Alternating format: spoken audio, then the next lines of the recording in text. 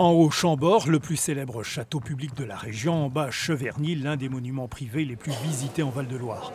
Pour les deux édifices, la facture d'énergie se compte en dizaines de milliers d'euros par an. À Chambord, il s'agit même de centaines de milliers d'euros.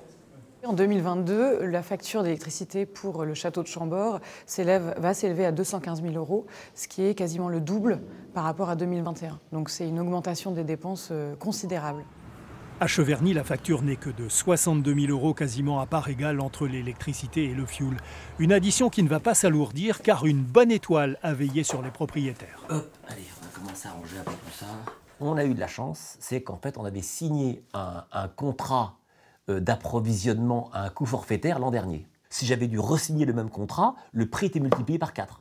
À Cheverny, on va tout de même être attentif aux consommations de fin d'année. Mais les illuminations de Noël représentent une période commerciale majeure. Impossible de proposer un spectacle au rabais.